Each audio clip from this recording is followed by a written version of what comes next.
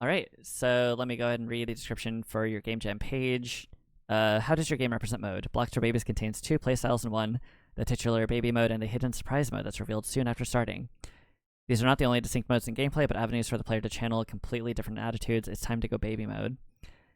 And Blocks for Babies is an adorable, familiar take on a block clearing classic, but what's under the surface? Probably nothing. Everything is exactly as it seems, I'm sure of it. Hi friend, my name is Flapper and I need your help. Would you mind helping me clear out some blocks? I do it myself, but no thumbs, so please promise you'll do anything you can to help. Anything. Promise. Looks like you've got WASD. Control Alt is rotate. W and up is hard drop. S and down is soft drop. Spacebar is question mark. I see you've obfuscated quite a bit here. But alright, so this is Blocks for Babies. Would you mind telling me, each of you, I guess, like what your roles in development were, since you're a team, like how you put your team together, and like, yeah, just like, I guess start with that. Yeah, so we are friends outside of the jam. We met at a local Smash Bros tournament at a bar. Nice. And yeah, we collectively designed it together with a series of excited phone calls after the theme got revealed. I have a bit more of a game development background, so I did all the programming and art. And Dan, you can share your half. I'm Dan. This is my first game, but I've done music for a while, so I did all of the music for this as well as all the sound effects but one. And yeah, it was really great to kind of like iterate on a theme. AttaBoy is very talented at coding. And so I hope you enjoy our game. Okay, awesome. So, and there's some other questions like a lot of us kind of had trouble with the mode theme because it's very nebulous. Like, I personally expected a lot of like status effect games or like transforming robots or something. Weirdly enough, Cello's game AFX is like one of the few transforming robot games. Really surprised about that. But like, did you guys have trouble coming up with a mode game? Like, what was your idea process for that? Yeah, well, I'd say the kind of final implementation is on the same path that we started with,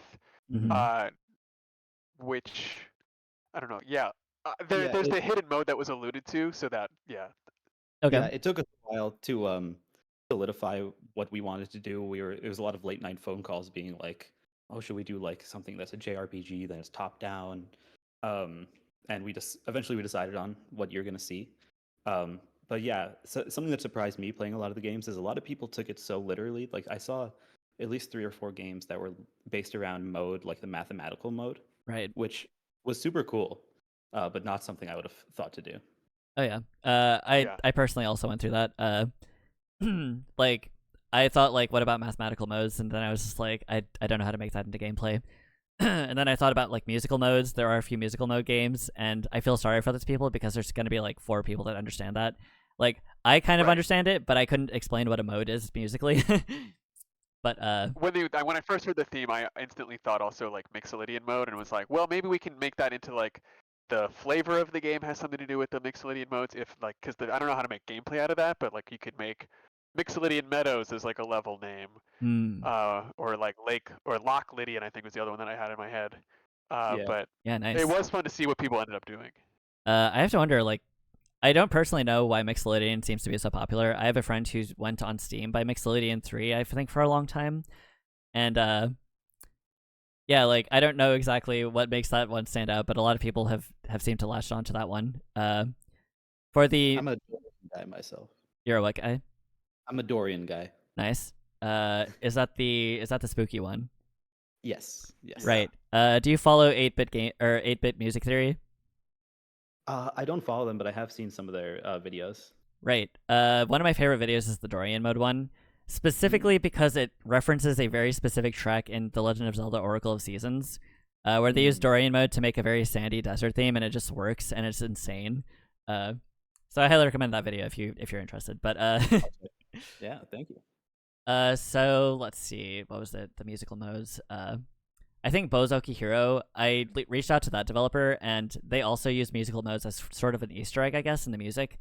And I think that's really all you can do with it, as far as I can tell. Like, I'm sure that you could make gameplay around like being in different modes while the music is playing, but it's more or less an Easter egg, right? Like unless you know music theory, you're probably not going to get it. So that's a bit regrettable. And then there's a lot of people with Ala mode, and there's a lot of people with lawn mowing games. It, yeah. But it's been cool. Yeah, go ahead. Oh, sorry. I was just gonna say I really enjoyed the blend mode game. I think it's like Color Alchemist. Oh, That one caught me off guard. I don't know if you've played that one. I have not. Honestly, like maybe one of my games of the jam. Like the way that they make blend modes, like the gameplay, and it's all about mixing colors. And they do it in like a pretty fun color puzzle way. And it was like the kind of perfect thing where if you have no color mixing experience, then like you'll kind of get some from the gameplay. But if you have experience bringing to it, you will actually like have an idea of how to solve it from the get-go. So it like really is quite nice. Yeah, that's awesome. I guess I'll reach out to that developer as well. It's definitely like I thought to myself like I was going to wait until like the last few days of the jam to play games without the developers present, but you know they've extended that far. So, and then finally, did you have any personal or technical like challenges in the way? Like, did you have to learn the engine that you created it in? Did you have any like family holiday obligations? I know that the game like was running during a lot of people's finals, that kind of thing. Well, the big thing is that we are currently in different time zones, so that was tough. Yeah. Yeah, it was you know, we only had a few hours per day to work like concurrently, whereas otherwise I would be working in the morning and he would be working after I'm asleep. Okay. And then you said you had like phone calls. Was that like literal like phone calls, or like were you just in Discord with each other, or like how did you coordinate your team? It was pretty much phone calls. Yeah. Yeah, we moved to Discord once there was enough to like play test, just to see what kind of issues we were running into. But yeah, mostly like literal phone calls. Gotcha. Yeah. That's a first. There was also stuff like, what? That's a first for me at least. Because I've asked the question a few times and it's almost been like completely dominated by Discord, which is probably like a self-selecting group of people because obviously we're all in Discord right now. But yeah. Sure. Yeah, I think it's helped by the fact that like we were friends outside of the jam too. So like we didn't meet on Discord. So. Right. Well, okay. Yeah, exactly. Yeah. Also, feel free to supersede me at any time. I'm going to be doing this for a long time, so I have all the time in the world to talk. You know, I'm here for the developer commentary, so yeah, just to keep that in mind, I guess. All right, without further ado, let's run this game, and then I'm going to have to do some audio balancing if the music starts. Can you do a side stream? Side stream? Oh, right. Thank you for reminding me. So one of the problems that I've had is that like the developers have been following along in on my Twitch stream, but obviously there's a delay there. So here you go. You can follow the live stream in Discord. And let me go ahead and play. Let me look at the audio levels. Looks like they're pretty good. Sitting at about -30 decibels. All right. Hi, I'm Flapper. Will you help me clear out my blocks? Baby mode and locked mode. Really obfuscating this one. Uh-oh, sorry about that. I was hoping to avoid the other option. Oh well, I'm sure it can't be that different. Nightmare mode. Alright. One of the funny things about the mode games is that there's been a startling lack of things that I would think are like very obvious, like God mode, easy mode, hard mode. It's like they do exist. There's at least one beast mode, but I would have expected a lot more that go into that kind of vein. But all right, let's go into nightmare mode. I just want to shout out AttaBoy for all of the art. It's all adorable. Oh yeah, and totally done by him. Hell yeah. Thank you. Yeah, I mean it's just you two, right? Yep. Nice. I like the faces. All right, I'm redacted. I'm waiting for it to hit. There's sicko mode though. All right, sicko mode. Felt too easy for me. No one did it. Yeah, I was thinking about the sicko mode one, but that wasn't really a reference to the actual sicko mode. Oh no, just what I was afraid of. A corrupted block. Oh, I like that. By the way, I didn't ask, but what is the engine that you developed this in? This is in Game Maker Studio 2. Game Maker Studio 2, nice. Looks like you've applied a shader to the blocks. Let's see. Yes, I was very happy with the shader. Hell yeah.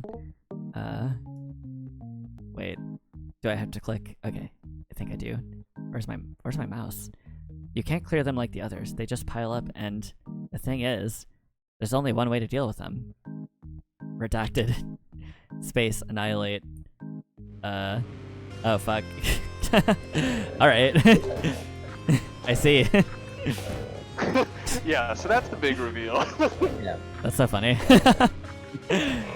Well, that's unexpected. Oh no, I'm out of ammo. Oh shit. Alright. Cool.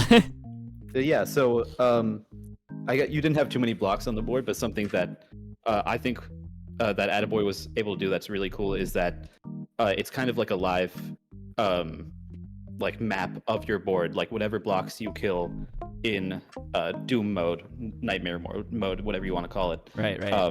Yeah, they will. If you kill them, it'll empty them on your board. Okay. Very cool. Very interesting concept here. Definitely helps by yeah, the. So now that... Yeah, go ahead. Oh, no, help by what? Definitely helped by the silly aesthetic that you've put on the game. I love the little dance that the dude is doing over there. Thank you. I like kind of shot up in the middle of the night thinking about like how funny it would be to have the like Doom mode or whatever. Yeah, we've been calling it too much to ourselves. I feel like I probably shouldn't call it that, but yeah, go for it. I mean, when do I get to do Nightmare mode again? You can press space at actually any time.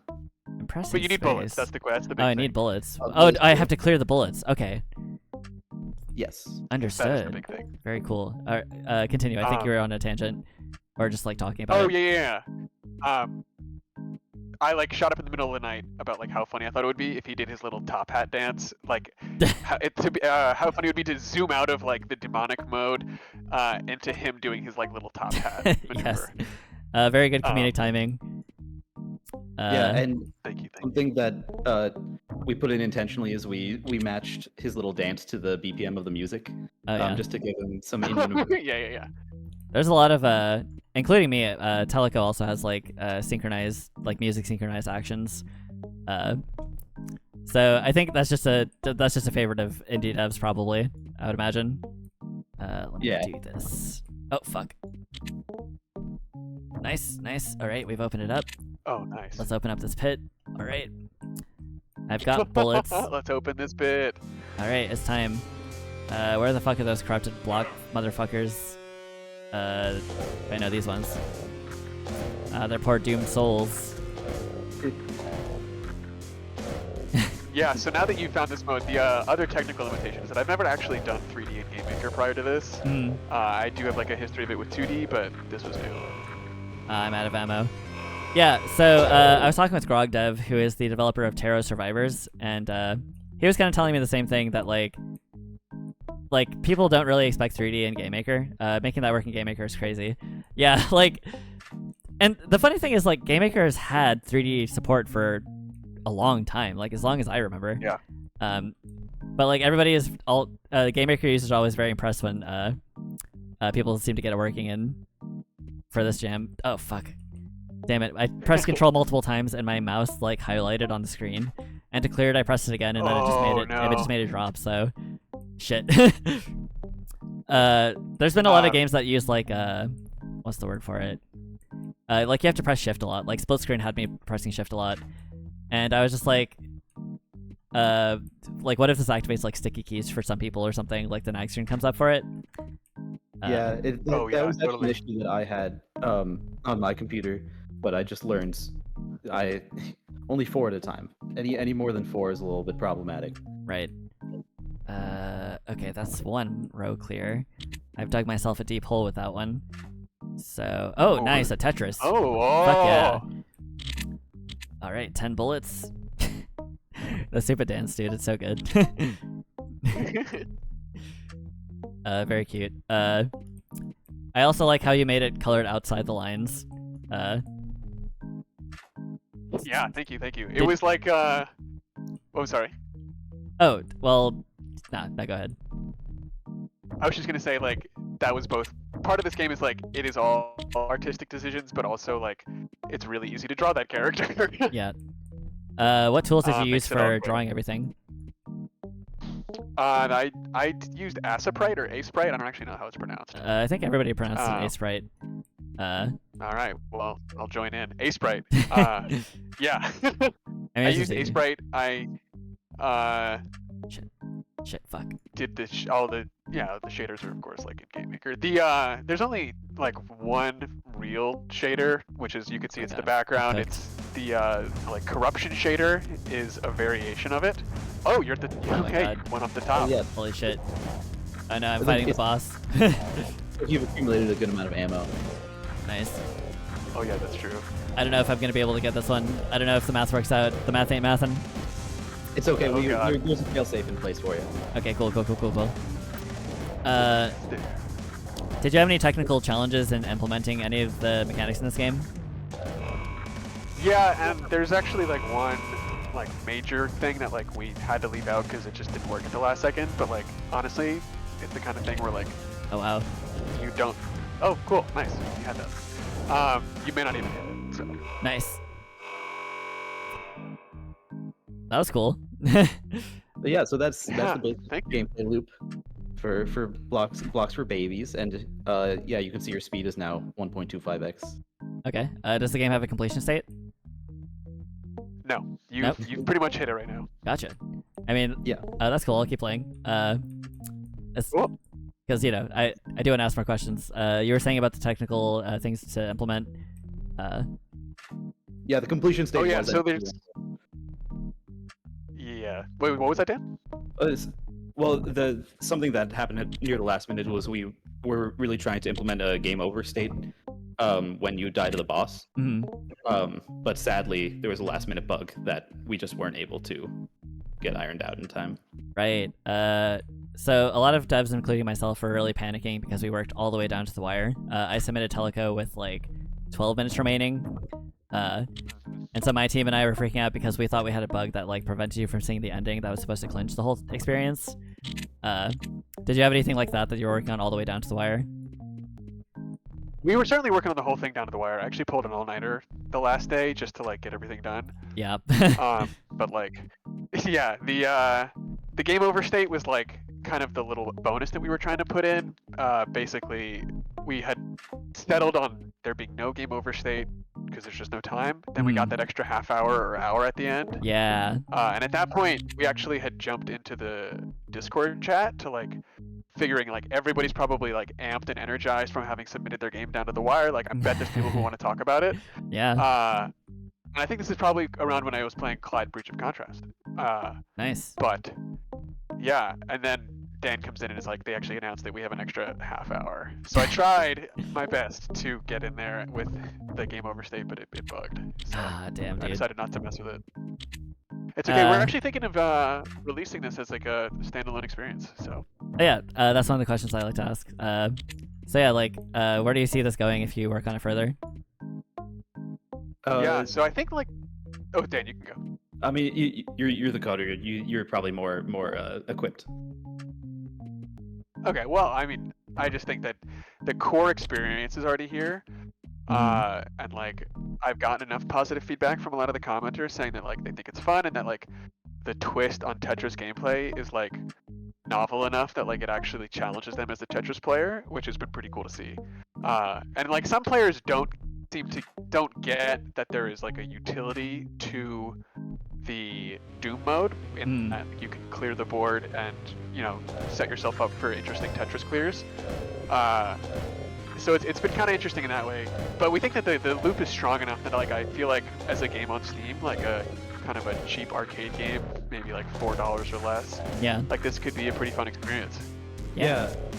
And I think, you know, all it really needs other than that game over screen is just a little scoring system. I think that would be really rewarding for players to have. Yeah, it would take a little playtesting to figure out what Doom mode would do in terms of score, but I think it could be really compelling. Right, and then maybe like probably add like weapon types. Yeah, actually, that's Yeah, something we were yeah, talking so- about today. Totally. So I have scoring in the build that's on my computer. Whatever build is going to go up after the jam is over will probably be just like this one plus scoring plus the ability to lose. And then like for a retail release or whatever, I think like weapon types, and like honestly just like enemy behavior, just something to make the Doom mode like a little more engaging. Because right now, like I think it's kind of carried on its surprise. Right. But in a game that you're going back to over and over, like obviously that only goes so far. Yeah. So we're thinking some kind of unlock system for weapons, something to make it kind of different from run to run. Right. Yeah. Yeah, that's probably what I would take it as well, because like obviously like a lot of games survive on their ability to kind of pace out and meet out their upgrades and everything. I think it would be pretty engaging personally, like to I guess get more weapons, get more upgrades, and then just like go back into the Tetris mode and then see what you can do with it. What the hell is I was Yeah, gonna say? totally. Sorry, I'm Tetrising right now. This is the second time I've Fair. Tetris. The other time was Tetro Jump. There's Oh, another well, that was game a fun one. Yeah. called, what was it, Stack It and It's like Break It or Break it. something? Yeah, stack it and break it. It's the breakout plus where- Tetris. Yeah, which I thought was also a really cool take on it. Yeah, it's interesting because like we've all seen like a million billion Breakout and Tetris clones, or I don't know if Tetris clones specifically, but we've seen people iterate on these ideas a lot. But combining them seems like such a no-brainer when you see it. Yeah, Yeah, totally. exactly. We tried to make something that was a little bit more left field than Tetris and Breakout. Just they're both like block-based games. So we wanted to kind of put our own Yeah. spin, and I really love how we kind of came to the little block monsters. Yeah. And you did say that this is like your first time doing 3D in Game Maker. How steep was that curve? Well, it's aided by the fact that this, like original Doom, as far as I can tell, is just logically a top-down 2D game, Right. rendered in 3D. And like, I'm not totally new to the concepts of 3D rendering. Like, just in like school, I've done computer graphics courses. Like in my like quote unquote day job as a solo developer, I'm working in Unreal Engine. Obviously there's not like a ton of crossover between that and this, but it's not like it was my first ever time approaching 3D concepts. But it did make it like hard on a deadline. Like the billboard sprites, there's something wrong with them where they're like rendered not quite where they're supposed to be. And originally all the enemy bullets would be billboards, but it was just so different. Like their collision was just so off from where they were being rendered Oh no. that it was like really unsatisfying. And you can still sort of see that with the way that the ammo pickups are rendered. You can see there's like a little square on the ground that represents their actual like location in the map, whereas the billboard sprite is positioned a little offset to that. Nice. Nice. Also, this is cool. I like this like little the Tetris minigame. Thank you. Yeah, I was really proud of that. Yeah, I thought that was a really good idea on AttaBoy's part. I think it makes it really satisfying, especially if there were a game over state and you were like still being shot at. I think it could make it like really intense. Oh yeah. Okay. That one's Fuck. hard. I'm Tetrising. Oh, you got it. I did it. Okay, I'm good. Nice. I didn't get hit. Yeah, I think in the final one. Oh god, you keep getting this puzzle. That's the hard one. I also think in the accidentally final ran one, I'm into actually it. going to make. Yeah, the boss fortunately doesn't have collision. Oh, you ran into the minigame. I see. Yeah. Cool. So I was like, oh no. Also, it looks like we have a new animation here. Kicking his legs. Oh yeah. This is my favorite one, actually. I think this one's the cutest. It's very cute, yeah. I think in the final, I'm going to change the ammo minigame so that each block has like a little ammo icon in it. So that way, like, it's not, because right now it's just if you clear any line, you get like 6 bullets or 4 bullets. Right. But I want to make it so that if you do like a good clear, you can get more.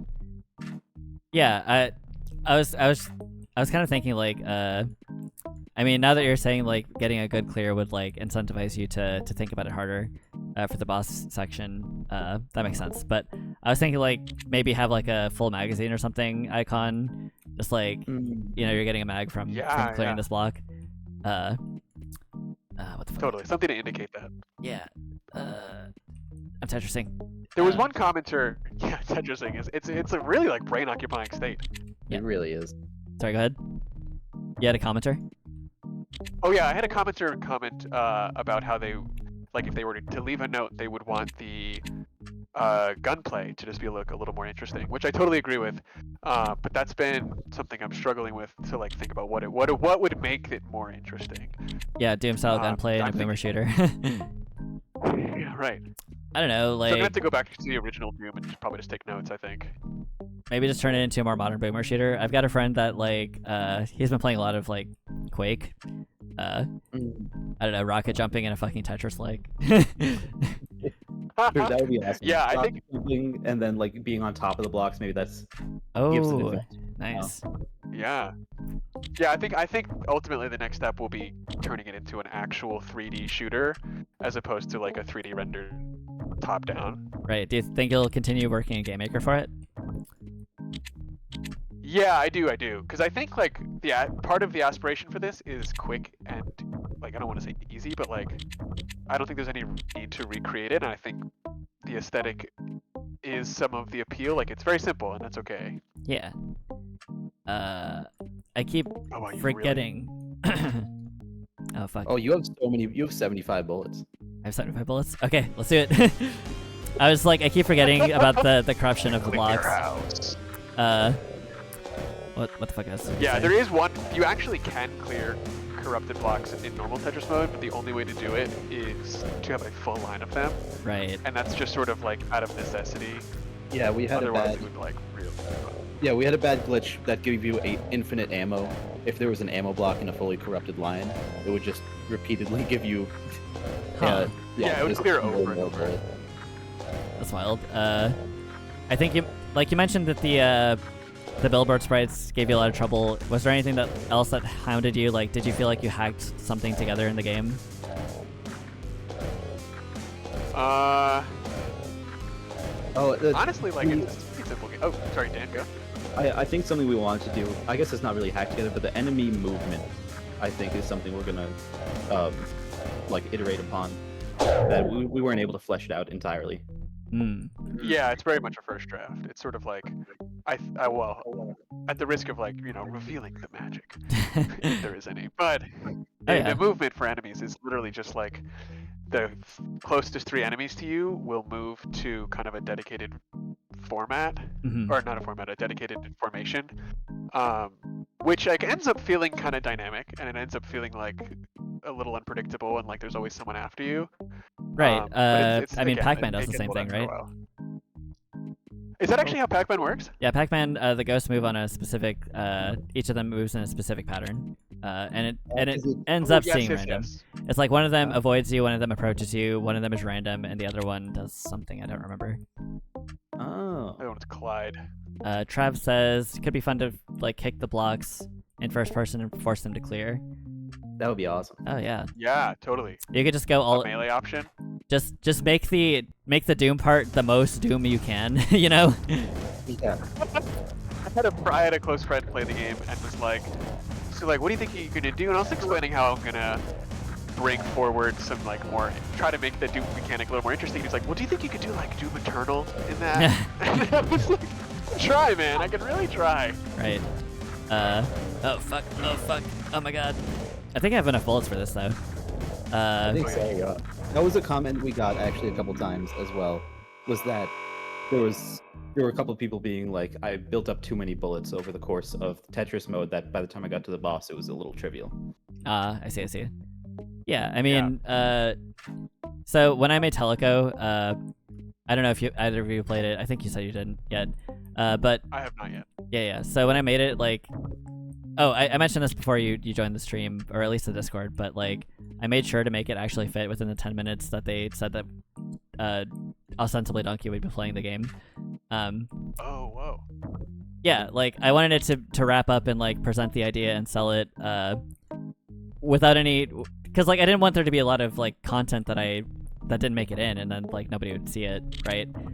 So I made sure that the game wraps up, and like that there's a finish line in it soon, and like there's not really a fail state. So I don't think there's anything wrong, especially for this specific jam, with just keeping it simple, right? Because a lot of us have problems with like overscoping, and luckily, a common thing that I've heard from developers is like, yeah, we really try to avoid overscoping for this one. Yeah, I was hearing that too. Something that actually, like, a gift this has given me, sort of in terms of my normal development, is that, like, I actually do genuinely feel like this could be a month out from being on Steam. Oh yeah. And like, that is such a crazy feeling, because you hear about game development as this thing where like, oh yeah, I'm an indie dev, and I've been working on my game for 5 years, and I thought it would be this quick first project. And like, I'm kind of prepared to do that for this other project I'm in, but like, having something that could be released so quickly, it's like really demystified the whole process, or like de-scarified the whole thing for me. Yeah, and that's I was telling Trav this earlier, but like, and I tell pretty much everybody this, so if you ever look through my VODs, you'll see it. But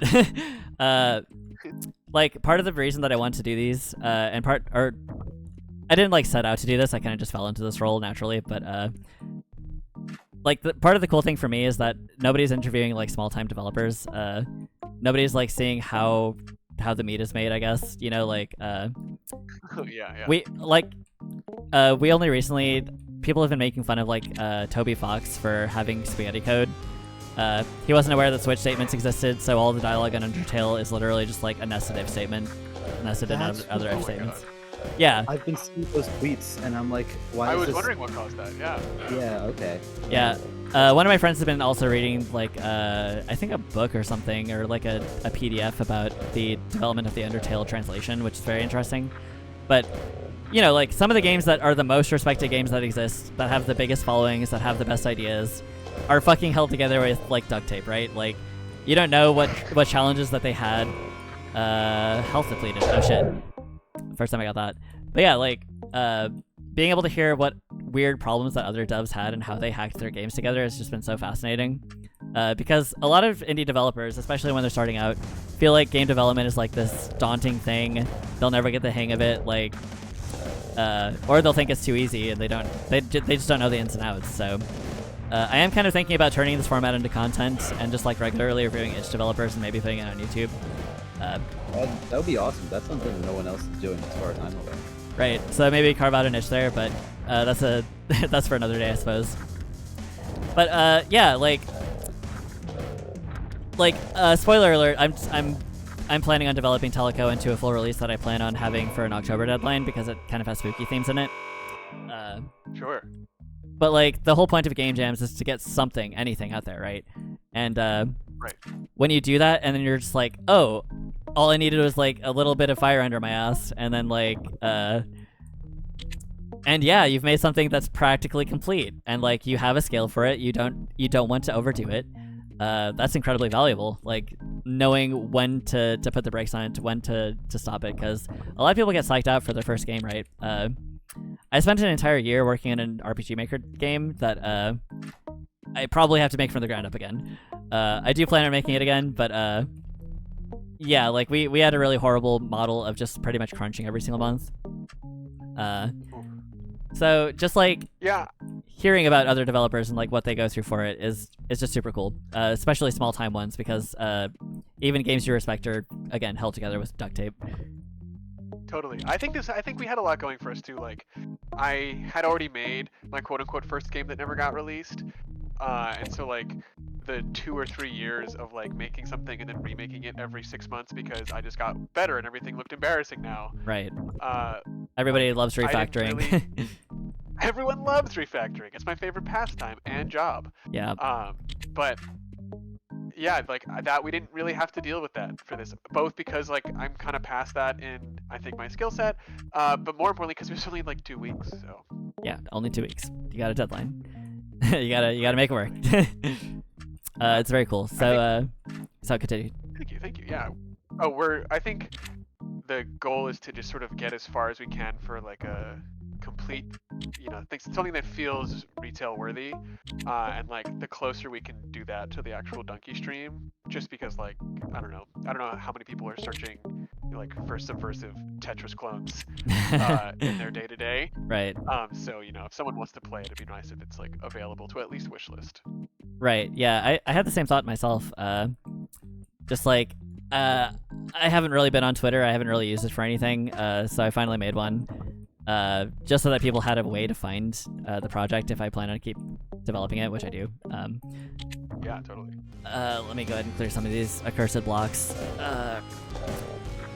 And just like, man. So again, like the itch format where only other developers can rate things, it kind of like forces you to have to market yourself if you want to participate in the community and get some eyes on your game. Teleco has gone anywhere from like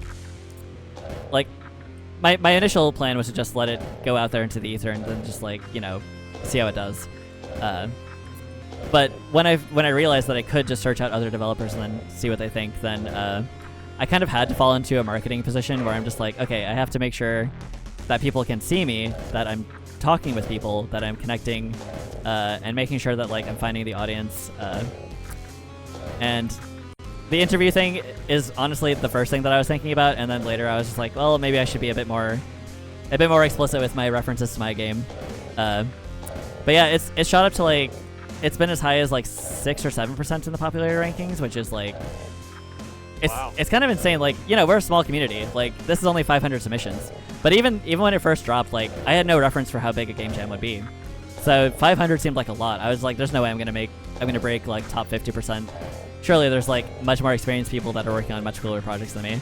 But no, just like being able to market is just like, I noticed that your game has a decent amount of ratings too. So yeah, so we actually have been very lucky to have like a pretty amount of ratings. I think we have like 23 or so, and then like there's a pretty high rating to comment conversion ratio, and like that's just been like really heartening.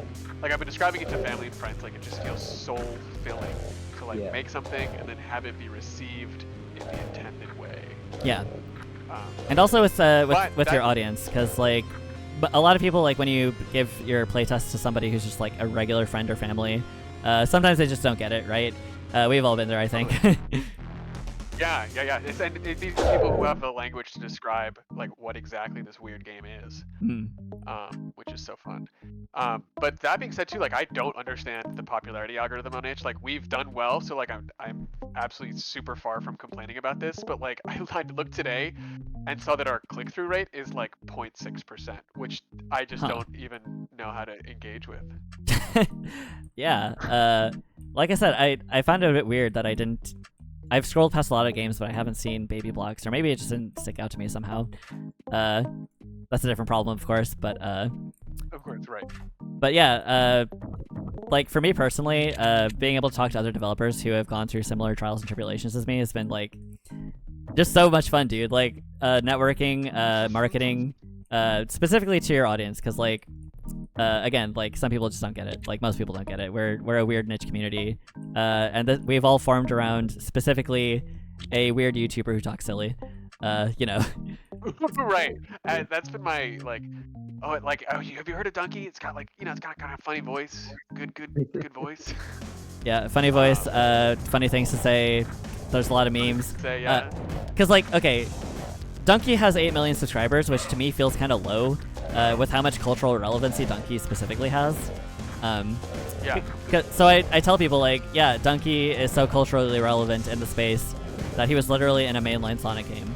The Sonic Mania developers put an Easter egg where you could hear a Donkey voice clip if you do a specific sequence of events. Really? Yeah, they took it out. But briefly, Donkey was canon in a Sonic game. So that's something, right? And that's how I have to describe it to people. But even then, like people don't really seem to latch on to just like, oh, this guy's kind of a big deal. So for you two specifically, like, I think you said you were a big Donkey fans, right? Yeah. Did you hear about it from the Big Mode memo, the game jam? No, I think I heard about it from their Twitter. Okay. And I heard Was it in about the it memo? from AttaBoy. I haven't actually watched the video because as soon as the game jam was announced and I went to sleep and I woke up and I had the idea for Teleco20XX, I just stopped going on YouTube entirely. I went on there for my music playlist for my productivity's sake, and then I didn't do anything else. I hung up all of my hobbies. That's so funny. Yeah, I remember the memo specifically just because Star of Providence, which was a game, was like it's one of their 2 games right now, and I had been playing that since it was Monolith, which I think they changed the title for like a copyright claim or something. Right. But that left me super excited to see like those developers get recognized. But I did not remember if the jam got announced there. Yeah, I don't think so. Because I feel like I watched that memo. But when I was asking about it, somebody linked it again, but I was again busy, so I didn't watch that. Currently, my fixation that is preventing me from watching YouTube is doing these streams. So maybe I'll watch it and then feel like a dumbass later, but that's fine. Yeah. I think he does announce the jam in it. Oh, sick. Yeah, because Nice. I've been seeing people like go back and forth as to how much involvement Donkey like will have. Yeah, it was really vague. And I sometimes honestly forget. Yeah, I forget that this is like kind of ultimately started through him. But I'm excited to see whatever has to happen. Yeah, because I'm sure we've all had similar sentiments, but I was telling my roommate just like, yo, if even a single frame of Teleco gets into a Donkey video, that'd be sick as fuck. I'm gonna print it out. I'm gonna put it on my wall. That'd be like, yeah. But Yeah, again, the like, dream, of course, would be to have like some segment of like, here's some faves in a video, and then to have Blocks for Babies show up. oh yeah. I feel like a lot of stuff, if it gets into a Donkey video, is going in a cold open. And I've said it several times, but Yeah. I think Cello, my good friend, who may be in the chat still, I think his game would be really good in a cold open. I think Witchcore would be good in a cold open because, like, a lot of games are really aesthetic. Like, Cello's game is very deep. Witchcore, I don't know if you've seen it. It's pretty high at the popularity rankings. I don't want to be conceited. I think I tried it, but I wasn't able to get the controller working. Damn it. I mean, I think it has WASD, right? I don't remember. I'm not so sure I think if you that's- have to have a sorry. controller. Huh. Well, it is pretty high You in were the saying that you don't want popularity. to be conceited. Yeah, like, Witchcore was doing pretty well, but it, like, shot at the top of popularity, like, shortly after I streamed it for Witchcore, or Cyberwitch, the developer. It didn't work with keyboard for me. Damn Cello. And, like, yeah, the popularity algorithm is very mysterious, but I think it's purely just with, like, click engagements. So I think you could game that, like, if you were a shit-eating, like, influencer with a team of marketers, like, maybe you could make that shoot up, or if you, like, paid for advertisements for it. And there's been a lot of very blatant marketing for some of the games here, so, you know, who knows? Maybe some people have been doing that, but, what was I saying? But yeah, like, for Donkey's videos, like, they were kind of saying, like, they didn't really give how long the voting period was going to be up front, and then now they've extended it, and, like, I have to wonder what decisions are going on behind the scenes for that, right? They were kind of vague about who would be judging the game. They said the judge would be playing it, and I don't think that they explicitly said it was Donkey. They might have said it somewhere. I think they say head judge video game Donkey is what I remember. Right, head judge. But, you know, that's kind of lawyerese or legalese or whatever. Sure, yeah. He's the overlord of the jam, but who's actually going to be making decisions? Yeah. I briefly thought that Justin Six was a moderator for the jam because Justin Six was streaming the games, and I was like, oh, is this it? But yeah, so far we haven't gotten a lot of information about that. Totally. Yeah. Yeah, I'm Something. looking at the page now. Sorry. Oh no, sorry. I was just that I'm reading the Q&A right now. But go on. I totally forgot the kind of a technical, more like a physical issue that I had making the music for this was that I'm currently on the opposite coast that I usually live on, visiting family for the holidays. Oh, okay. And so I didn't have any of my equipment, and so everything you hear was made 95% with me clicking on notes to program them into Ableton, and nothing like no keyboards or anything. I just didn't have access. Oh man, Ableton. That's pretty serious. Ableton. I learned it because I really wanted. Man, this is an aside, but if you ever seen like the launch pad where people press buttons and a clip plays? Yeah, I have a launch pad. Amazing. Yes, and so that was. I looked up like what do I need to get a launch pad? I never ended up getting one, but I ended up learning Ableton, and so here we are. Nice. All right, see you later, Twinkling Blink. Or Twangling Blimp. Twangling Blimp is, or Mike is the developer of Legend of Blue Remastered. So they'll be heading out. But yes, thank you for stopping by. That was a great game. I played that one. I loved that one. Hell yeah. Another thing is like, okay, so I told this to Cello several times, but for some reason, even though Teleco and AFX are like very different games, they tend to be very neck and neck in the popularity rankings. And oh man, it was the Transmogrification dev top of the year. Specifically, like, mentioned that he probably wouldn't have been looking for hidden gems if he didn't see Teleco and AFX on the first day. And I was just like, oh man, oh, that feels so good to hear, dude. And I was like, Cello, dude, we're peers.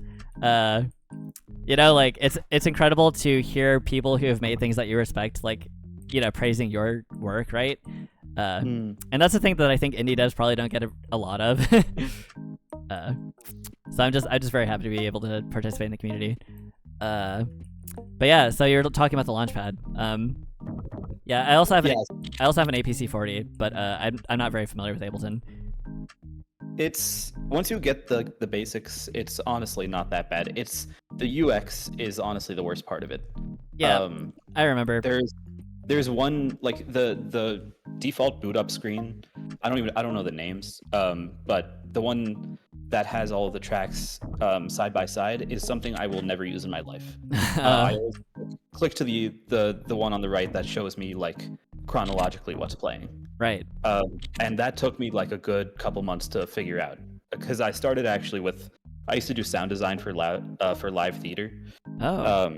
Yeah, which was, I mean, it's super cool, and I love doing the sound effects for this game. The effect that took us the longest was actually the line clear. It took me probably about 4 hours of experimentation with AttaBoy on the phone. Oh my god, dude.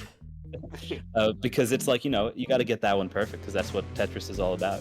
Right. Yeah, having satisfying Foley work is, like, the Souls games have some of the best Foley work I've ever fucking heard. I don't know. Just like playing Bloodborne is like, every single sound is so insane. But yeah, it's been very interesting. Sorry, continue. Sorry, so were you just playing the sound effect like over your speakers and like holding the phone up to it for AttaBoy to hear? Like, that was that right. rote? So this was all Google Drive of .wave files where I would be like line clear 17, and he'd be like, nah, too squelchy. Like, there were a lot of them. Yeah, great question. I really want to like highlight as much of the process, like people's different processes, as much as I can, because, you know, we all make it work in different ways. I want to shout out again. Just, I don't think it's been specifically like Dan's amazing music for the game, which I think like sells the transition and is just so good. The way that he made 2 tracks that are completely tonally different, but like are the core of the same song. Mm-hmm. It is so impressive, and I was 100% bumping the Doom mode theme, just like as a wave file, while I was crunching to finish. That's awesome. And here's the boss music that is also contains the same notes. Yeah, I was trying to hear what you were talking about with the so I also noticed, like, since you're using the sort of like 3D render screenshot, I don't know what you call this aesthetic, but like the Donkey Kong Country, the Doom, like screenshots of renders method. I just noticed that like there were all the cursed blocks inside of the Doom boss. Very cool. Oh yeah. He was, since you were asking earlier about tools and tech, he's just made with Blender, actually using geometry nodes, which is something I had never used before, Very but good. realized that it was probably appropriate. So one of the one of the developer favorites so far, for me as well, is that I told my musician who had never worked on this before to use Beatbox. If you're not familiar with Beatbox, it's an incredibly powerful like music sketching tool that's also like powerful enough to actually like make full finished tracks that are not even just video game music. But it was originally sort of concepted as a way to sort of emulate the 4-channel synths of like early hardware for video games, and it's like blossomed into this extremely powerful DAW essentially that's online. You can download any version of it for free, and literally every single piece of information about the file, the music that you're playing in it, is in the link of Beatbox in your browser. Oh my god. Yeah, Wow, so if you, Awesome. so you essentially have infinite undos, because like if you make a mistake, if you fuck up, you just hit the back button and that's your undo. Like, Holy shit. it's so powerful. I actually saw someone using this on YouTube. Like I'm now getting recommended all these like small like video game composers, and I saw this software. I was like, that's so like different than anything else I've seen. This I'll Yeah. definitely play around with this. Yeah, it's I super just want to powerful. call out real quick something interesting that's happening because of the way that the corrupted blocks work. You have this thing where you have all but one line are corrupted, and so whenever you're putting in a non-corrupted block, it essentially is getting eaten by the corrupted line, and it's like a very like if you put the I block on the far right, you'll just see it just gets like kind of crunched down, which is something that Oh, I yeah. kind of enjoyed. That also makes it possible to clear the corrupted lines, right? Yeah, if you eventually get a corrupted block in there like you just did, but until then, if you just have normal blocks, it'll just sort of like consume them down piece by It's like piece. a double Tetris. Like I'm saving up my corrupted blocks for the big clear kind of thing. Yeah. Also, TravP says, I don't know why, but I was listening to Rasputin over and over again during the jam like a psycho. Rasputin. Yeah, cool. I mean, that's a banger. Shit, what the fuck was I gonna say? But yeah, were there any like features that you weren't able to make in time? I think you mentioned a couple of them, but like, was there anything that like you really wanted to get in that you didn't manage to get? Boss fight was like kind of the under the gun one. That was like a last day edition. I think game over was the big one, and Damn. like yeah, and like I said to Dan, like if the worst thing that happens is that like people end up accidentally playing our game too long, then that's like okay. Yeah, not the worst thing that could happen. Right. And then there's another thing that I like to ask people. It's just like, clearly this is a very silly game. By the way, TravP says, did you just make Tetris from the ground up, or did you follow like a tutorial or template or something? Yeah, that's a good one. There's been a lot of, I was talking with the Tetra Jump developer, and the Tetra Jump developer said that there was like a Tetris tutorial or something, or maybe it wasn't him, but somebody mentioned that there was a Tetris tutorial on YouTube that a lot of people reference when making Tetris. So did you like? Oh. Did you do that, or yeah? No. The way I was pretty satisfied with the way we did it. Like the first couple of days were spent just getting Tetris working, and like I had a Tetris.com official like browser playable copy of Tetris open, and that was like mostly for things like, is there a delay when you're moving left and right, like hard drop versus soft drop behavior, but no, it was all ground up. And in fact, like I was very happy with how I implemented it, because it's literally just a 2D array in GameMaker, Right. and like the tiles themselves aren't really objects. Like everything just gets rendered as a special thing. Like a fun trick that I was super satisfied with was like you have it's a 2D array where each position is 0 through 8 for blank or whatever color it is. But I wanted to be like, well, what if it's a face block? What if it's an ammo block? What if it's corrupted? And those are all just bit shifts. So like it bit shifts 4 to the left if it's a face block, and it'll bit shift 8 to the left if it's an ammo block, and it'll be negative if it's corrupted. Yeah, that's really, like, it's been a while since I've had to do bit shifts. But yeah, that's super clever. I love when people like manage to use bit shifts to just like sneak more data in. Right. Yeah. More data per data. Yeah, exactly. Very cool. Let me see here.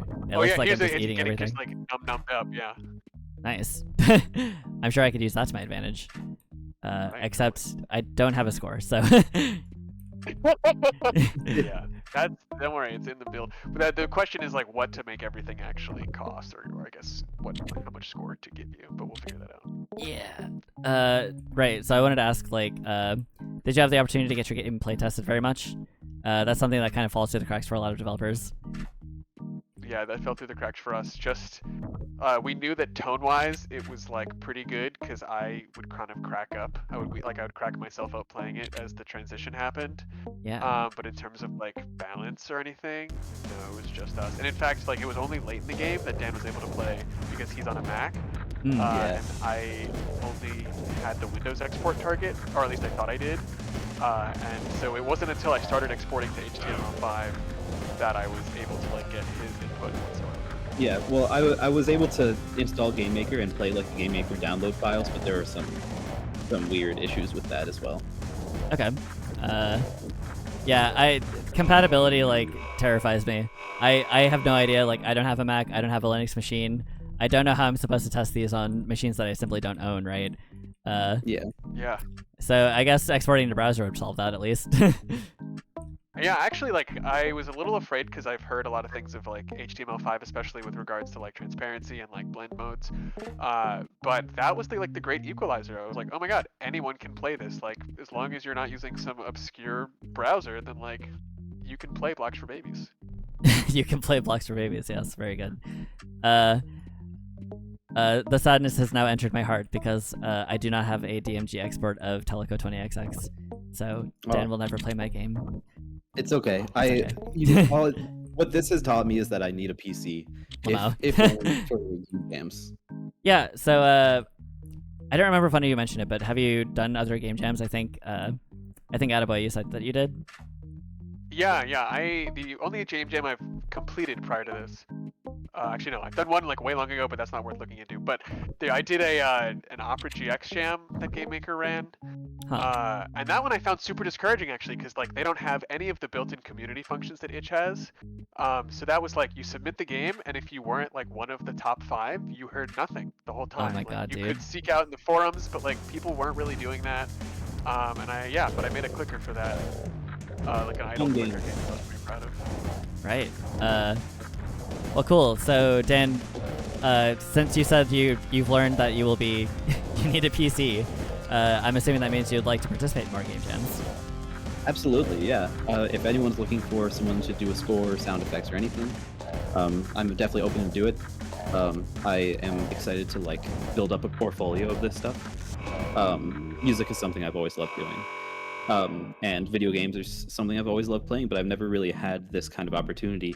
And I'm very thankful to AttaBoy for kind of gifting me this, because in general, he did like most of the hard work. Coding is so technical and music is so fluid. And so the music theorist might. Oh yes, as someone without a degree in music, my degree, funnily enough, is in math. But yeah, without a degree in music, I do it like I know music theory. I can read sheet music, but I'm not like composing with a mind of like, oh, the themes of this are gonna be so coherent. Yeah. I'm mostly going by feel, and trying to match what I have in my head. Yeah, I don't know exactly what this is called because I'm very similar in my musical pursuits, but it's like I've heard this trope before, this musical trope, how you have this background that kind of just like has this this organ going on off beats. But yeah, it's actually a ragtime beat, kind of. Yeah, and that's what I started with, because the first thing we had was baby mode, doom mode, and so I'm like, what would a baby mode sound like? Something like so unobtrusive. Sounds like it's made on a Casio keyboard. Exactly. Sounds like you can make it one of those Target cat keyboards. Oh yeah. I actually almost bought one of those back in like 2013 because I wanted to produce music on one. That's amazing. I love it. Yeah. Yeah, and then I kind of took that ragtime offbeat theme and put it into the doom mode backing guitar track. Kept them at the same tempo, so that no matter what, when you transitioned, you would still be on beat. Right. Keeping things on beat. I tried to do it in Godot with Teleco, but there are like built-in there's built-in tempo functions for that, or functionality. But I don't know how to use those, and I didn't want to try to figure it out like with as little time as I had. So literally what I did was I had something playing a tone on every beat, and then I just read the audio bus for if there was a tone playing at the time, and then I had a global variable for like if a tone was playing, essentially. Wow, that's a super cool hack. Yeah, way to do it. It was absolutely a hack, but I did it. Also, it desyncs at a certain point, so like synchronizing music in game code is like something that intimidates me, but I'm sure I can make it work if I smash my face into it enough. How did you make it work for this one? Did you like the way that I would imagine it for like I don't remember what this is called, but the phenomenon of having two of the same track that both like are the same piece of music running at the same tempo, but they're like contextually dependent. So how I might do that is I would just play them at the same time and make sure they're looping like every so often, and then I would just like switch between them with a fade or something. Like, how'd you do that? Yep. Nice. And in fact, there's one moment where I really want. There's an incredible part in the Doom music, kind of at the beginning of it, where like the drums come in and it just is like a really hard feeling, like crunchy part. And originally, like if you're playing both songs at the same time, by the time you'll hit Doom mode for the first time, most players will be past that and will just like enter into it with the drums playing already for the first time. So when you get the corrupted block and he has that little dialogue about, oh no, a corrupted block, I intentionally cut out the music at one point, both to be like a little bit of like, oh, it's like a mic drop, what's going to happen? But really the point there is that I can then restart the songs playing at the same time so that most players will be able to experience that drum feel for the first time. Nice. Yeah. Just like, oh man, I was kind of excited seeing Godot's tempo like support, but yeah, I ended up having to hack it together. So I'm glad you were able to like, I don't know, just I think that something about indie development lends itself to weird musical flavors like that. I was talking with the Witchcore developer about how she like there's a point in this like on the rails shooter that like a boss enemy comes in, and she literally just programmed it to come in when you would expect to hear like one of the instruments picking up. So like synchronizes really well and just has like a really good game feel for it. It just feels cool, right? So making sure that your music is timed correctly for like the emotion that you're trying to convey, just very fun, very very clever, and very I don't know how to phrase this, but just like it's stuff that mostly indie developers do. It's just like weird shit that only we care about. I think we did the same thing. Oh, sorry. Go ahead, Trev. I was saying we did the same thing with like the dual track thing fading between them in Collide. It was like the exact same thing you just described. Nice. When you switch colors, the song like subtly changes. Yeah, I really need to figure out what that is called, because there's no term for that, and I just don't remember what it is. There's One like simple trick every indie dev knows. yes. For reference, I learned what the term was called because I was browsing like RPG Maker plugins and somebody had a plugin for it. But yeah, I did want to ask, like, so AttaBoy, you said that you were like developing a game for later. That's like the game that you're actually trying to work on after you like get this out the door. And you said it's like your day job. Like, a few of us have been laid off before we started this game jam. I've heard that from a few different people, where it's just like, well, I had infinite time, so I might as well do this. Also, maybe a self-selecting group of people because. What the hell else are you going to do if you're a fan of Donkey and you know the game jam is going on and you have software development experience? But yeah, like, do you have anything about that? Like how did you fall into the game development area? Yeah, so that's actually very similar to what my situation is. I got laid off earlier this year, and have been taking the time since to like try and pivot into game development, which was something I did in college. And so like I was really into it in college, but like never ended up making a game because school got hard. Right. But I've been making a game in Unreal Engine for like probably the last 5 or 6 months, and then this came up and it was like, well, this is like a really great opportunity to like complete something, get it out the door, motivate myself, do something fun with a friend. You could say motivate yourself. Motivate, yeah. End the stream. End the stream. I'm sorry. Don't kill me. The stream just mysteriously like cuts and like my channel is entirely deleted. Wiped, never existed. Exactly. But yeah, right. Yeah. So, no, continue. I do want to hear more about that. If you have anything further to contribute. I mean, that's kind of the story. I was lucky, like Dan was able to do all this while like also working a job and like this. And I tried to do this as like my extracurricular thing. Like I was working on my other game during the day, and then this at night. But then for the last week, I kind of gave them the pretense of that. And it was like, yeah, it's the last week. I'll just go Donkey Kong full time. But yeah, I mean that allowed me to pour so much into it, which was obviously a bit of a privilege to have. Right. One of the perils of any sort of tech industry, or even ostensibly, secure jobs like things that you go to college for, rife with layoffs. They would rather just like lay you off than give you a raise, and it's really brazen, very common. Yeah, Completely. actually, It's been nice to see that it's not just me. Oh, sorry, go. No, I was during the game jam. Actually, my company had layoffs, and I'm very grateful to still have a job. But yeah, it's everywhere. It's everywhere. Just scum, blood-sucking piece of shit. Like, Oh yeah, man. I love customer support. Woo. Yeah, shit sucks, dude. But yeah, Yeah. so I was in the middle of asking this, and then I got sidetracked because I probably have ADHD. But so obviously this is a very like silly concept. And the thing that I like asking developers is like, did you have any inside jokes? Did you have like funny things that you referred to certain like concepts or creatures as? Like, do you have names for the characters? Do you imagine them having certain personalities? Do you personify them in any way? That kind of thing. Absolutely. There's a couple of things. Obviously, there's baby mode, doom mode. Also, Right. the name Blocks for Babies just came from, like, we barely thought about the name. We were like, Yeah. baby blocks for babies, and then we were like, okay, it's time to come up with like a real name, like a better name. And we just couldn't come up with anything better. Blocks for Babies is just perfect. No notes. Yeah. But yeah, What the it is? demons. Oh, it is what it is. Oh yeah, exactly. The demons, there's squid face demons and regular demons.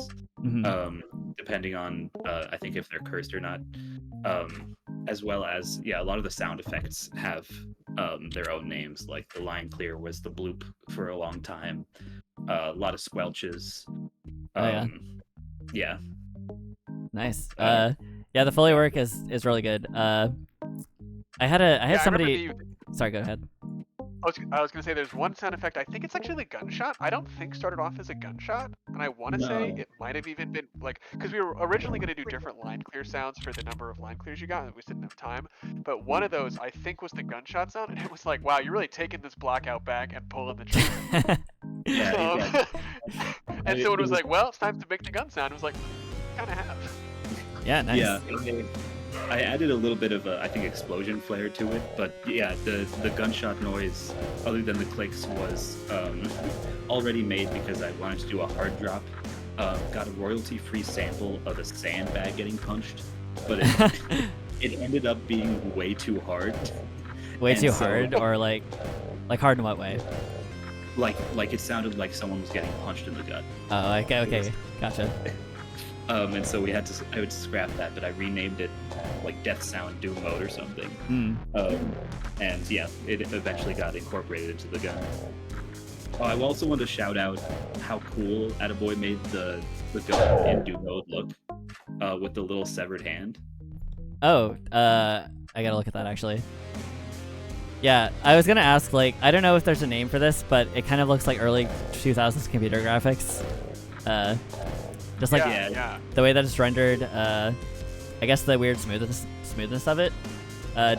Was that like an intentional design decision? Yeah, absolutely. A lot of this, it was done intentionally, both because like I love the aesthetic and also it's easy on a jam deadline. And I think like when you lean into that, you get a lot more mileage. With like, wow, that looks really good, especially like given that it reminds me of this older thing. But yeah, this actually, funny enough, is the hand I took. I did not remodel this hand. This is a hand that I took from my character from my Unreal thing, and I was like, I'm not modeling another hand, and I'm certainly not rigging another hand when I have this one already available to me that I like did a couple months ago. Oh yeah. So I just took that character, hid all the vertices that weren't in the hand, and then created this shotgunny thing out of some cylinders and cubes. Awesome. Yeah, my 3D guy was like freaking out because it took him a long time to rig and pose a model, and like weight painting is apparently a pain in the ass. I don't really like. I have Blender experience, and I probably use Blender more times than him actually, just because I have like weird things that I do. But I've never had to weight paint or anything, and he was just like having a really hard time with it. Also, I'm curious, It's like, hard. oh yeah, I'm kind of curious because like, This isn't me calling out or anything. I'm pretty sure this is fine. But the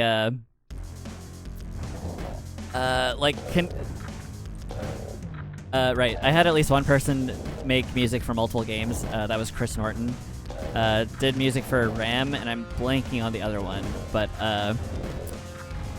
so like some game jams don't allow you to work on multiple things. I'm about to start a game jam soon on January 5th. That's for a boss rush game jam, and they haven't announced the theme yet. But there's sort of like rules against using like pre-made assets or something.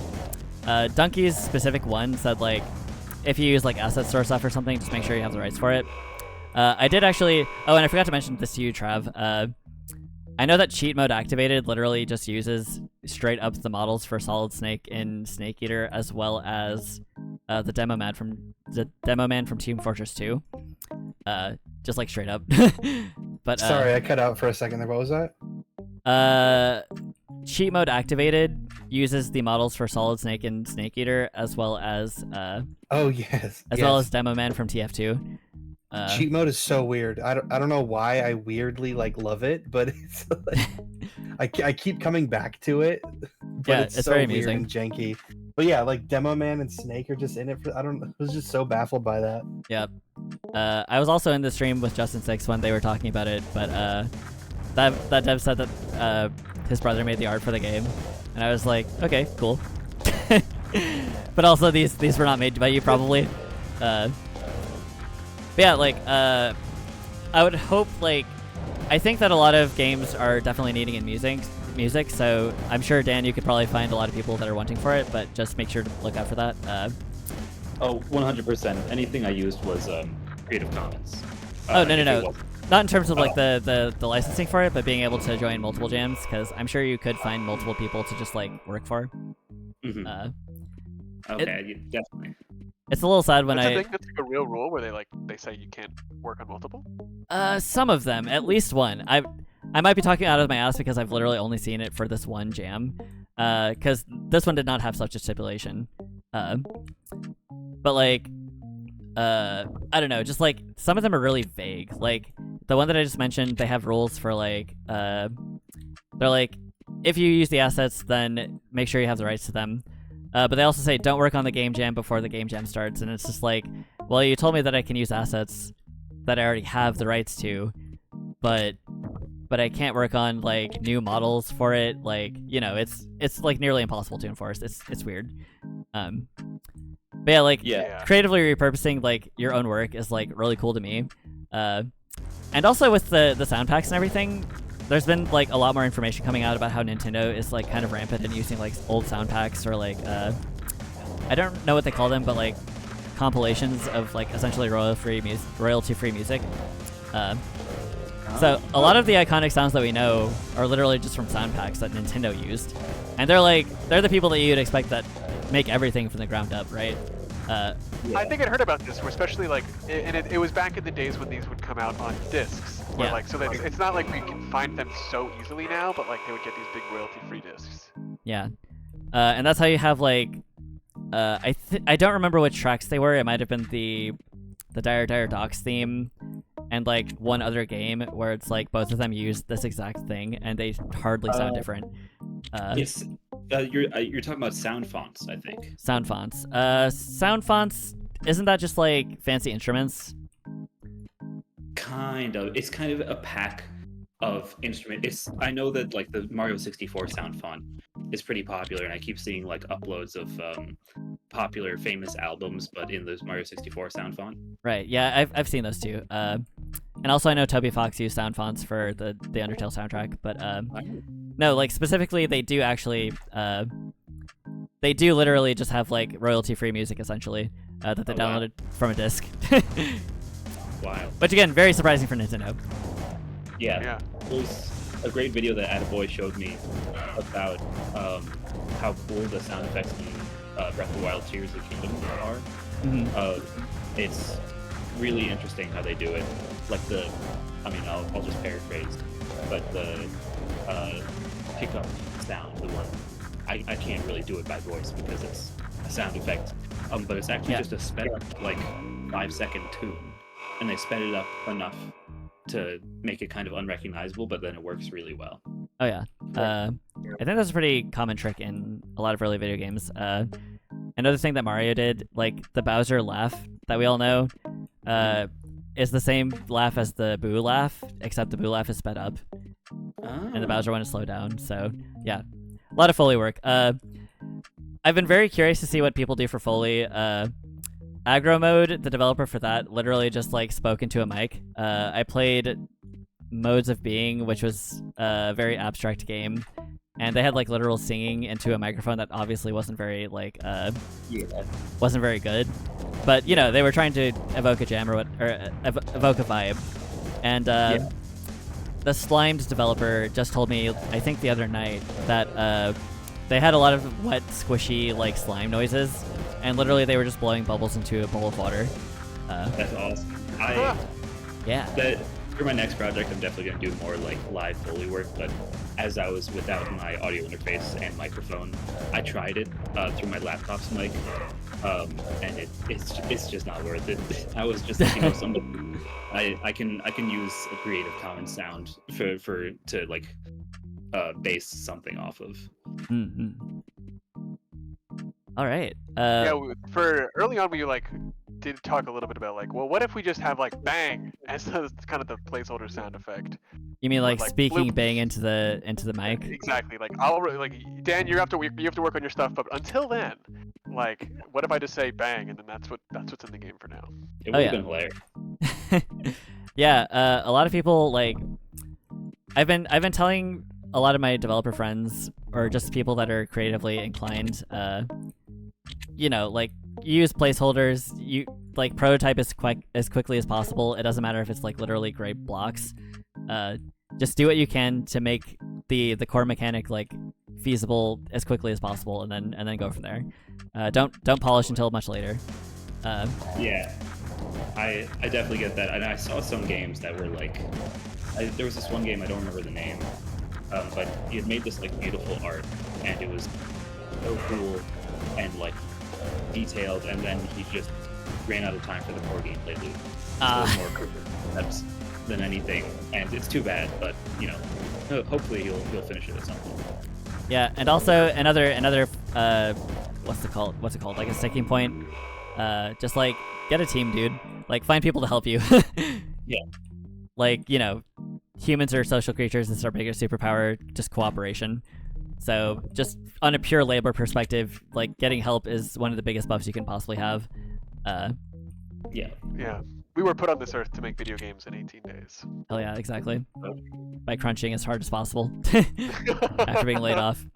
But yeah, do you have any other weird things? Any like other trials and tribulations that you went through for the game? Any like specific shoutouts, or you know, whatever you want to say? Because I think we've killed these demons quite a lot. So yeah, I've never seen anyone get this high. Sorry, what were you saying, Dan?